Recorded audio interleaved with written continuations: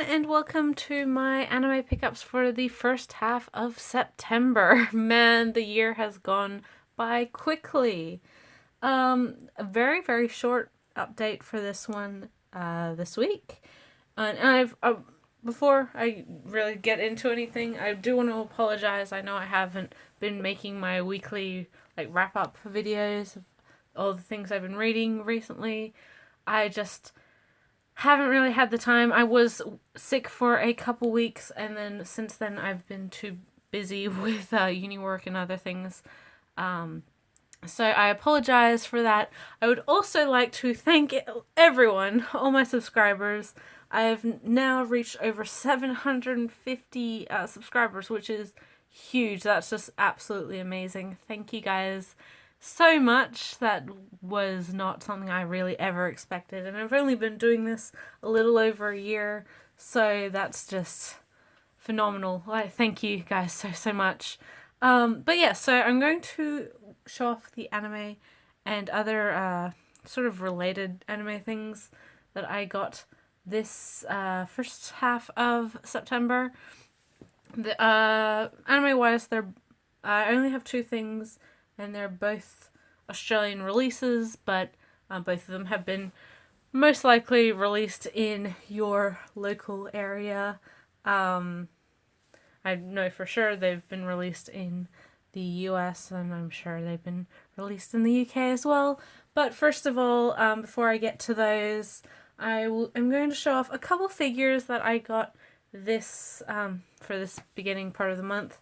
They're actually last month's purchases that have finally shipped to me, and they're actually all Nendoroids. I don't generally get that many Nendoroids, but there was a few that I really was interested in this previous month, so I finally got them. First of all is the most recent of the Haikyuu Nendoroids by Orange Rouge, or Good Smiles, male kind of line, and that is Suki from Haikyuu.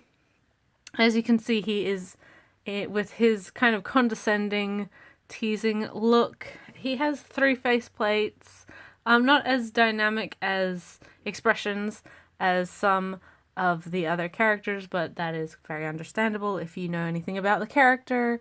I think this has been done extremely well. It does also come with a separate pair of glasses, his sports glasses to be exact, and the typical volleyball, as well as various arm changes, those sorts of things. And he's just absolutely adorable, even in his pain in the ass way.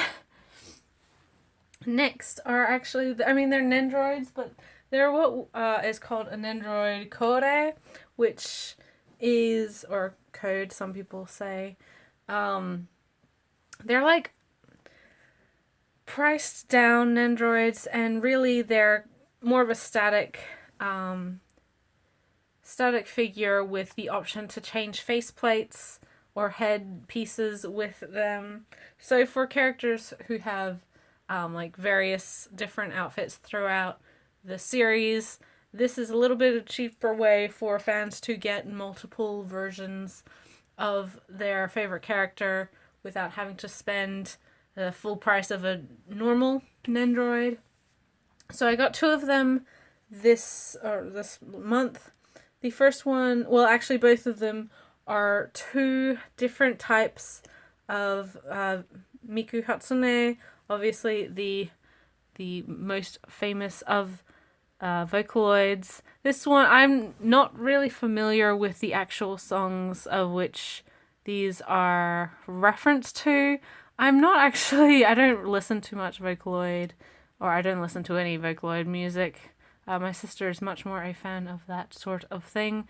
But Miku herself is such a she's a character with so many different iterations. There's so much variation within her character design, and within the figure world we do get a lot of those designs coming to figures. So This first one is very cute. It's got a little kind of headpiece with flowers, very roughly shirt and skirt there, a lot of ribbons and all sorts of little extra things. And like I said, it is a static figure, so none of these arms move. The figure itself is sort of held in place by a singular peg on that bottom foot.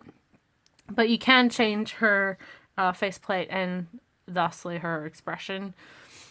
And the other Miku Code I got was this one, which is a little less like the typical Miku Nendoroid, unlike that previous one where it still had her teal twin tails and you could really recognize it was Miku. This one is much more of a interesting variation on the design. I really love her little pom-pom twin tails.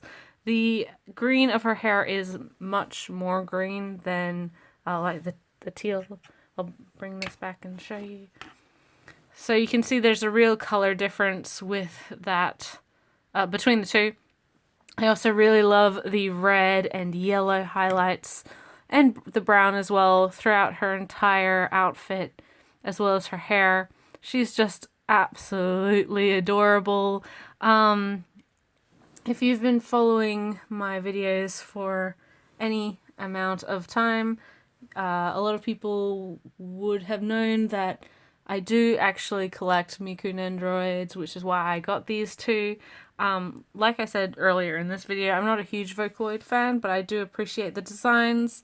And with Miku, because there's so many iterations of her, and some of them are very, very interesting, I've sort of fallen into this slippery slope of getting at least the designs that are appealing to me. I've got quite a few of the Snow Mikus. I've gotten the Harvest Moon Miku, as well as like Halloween and Sakura Miku, as well as Black Rock Shooter, all those sorts of things. I find just the sheer creativity within the fan base very interesting. So it's always great to see a different side of this sort of more recognizable character. And now I'm going to go into the anime. The first of which is a Ghibli film, one of the older ones. I know not exactly everybody's favorite, but this is the Madman release of Tales from Earthsea, the first film by Goro Miyazaki, who later, of course, did Arrietty. So this film is loosely based off of the novels of the same name. And yeah, not very well received. I think a lot of people really don't like this film very much, but I find that it's actually not that bad. I mean, I've definitely seen worse films. I've definitely seen worse animated films and anime films. And it's not my least favorite of the Ghibli films. And I don't want to say luckily, but the one Ghibli film that I really, really am not a fan of at all, I kind of hate it a lot, is Ocean Waves, which did get a DVD release here in Australia. Most likely will not get a Blu-ray release here, so it's not the sort of film that I think deserves that, but I know that it does have quite a following, but I personally do not like it at all. But Tales from Earthsea is sort of a fantasy adventure sort of film. It's got a pretty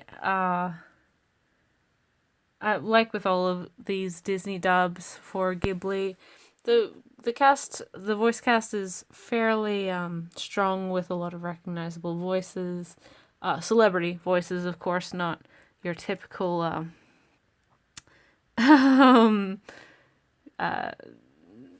typical voice actors. As you can see, we've got Timothy Dalton, Willem Dafoe, Cheech Marin, and Mariska Hargitay.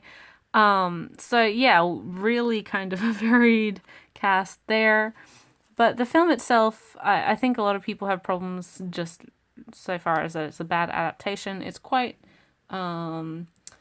it's got quite a few plot points that don't go anywhere, but as as an actual film, I think it does the things that it covers fairly well. It's not my favorite Ghibli, of course, but I don't think it deserves all the ire that a lot of people give it.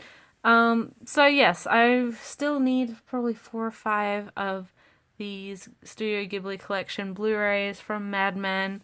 And I found this cheap on eBay, so I snapped it up whilst I had the chance.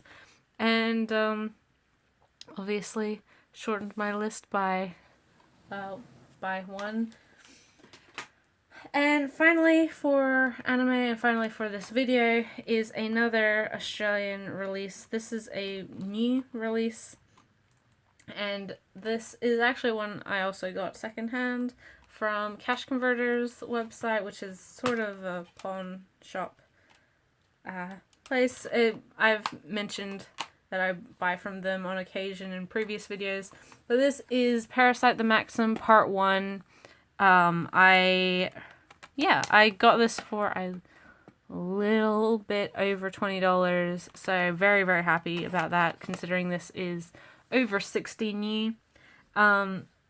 As many will know, this has a collector's edition both in the US but also the UK and Australia as well. I don't really find the need for a collector's release for this one, just because I'm trying to prioritize shelf space and just the massive amounts of unused space. So the DVD sets plus like the insert box for the extra guff, the stickers and whatever else. I couldn't really, in my mind, I couldn't accept that I would be paying this money for, actually taking up more shelf space than it needed to. I really enjoyed this show. I'm sure many people would agree with me on that. It was on Toonami, I'm not sure. I don't think it is on anymore. Not that that affects me, but I did watch it streaming on Crunchyroll. In saying that, I haven't finished the show.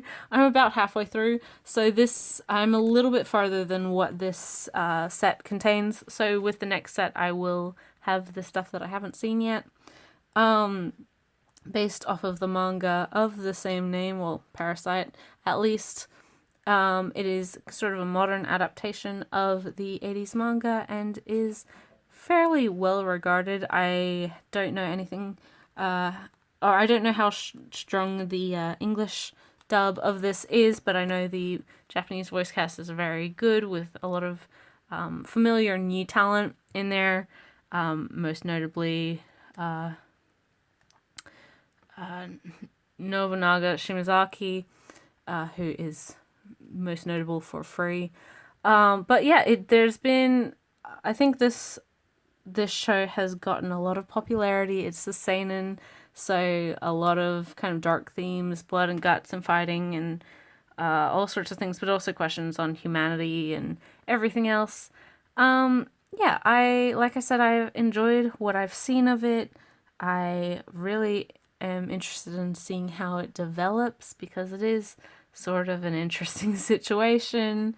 And yeah, I am looking forward to rewatching this when I get the chance. I should probably finish it first of all, and then I'll go back to it whenever. But yeah, glad to have this in the collection, and that I was able to find it for so cheap. And that's all the anime that I got this month with these little figures. So a very, very small amount, but I did get some manga, so if you're interested, I will have that video up as well today. So thanks for watching, guys. I hope you enjoyed, and I'll catch you in the next video. Bye till then.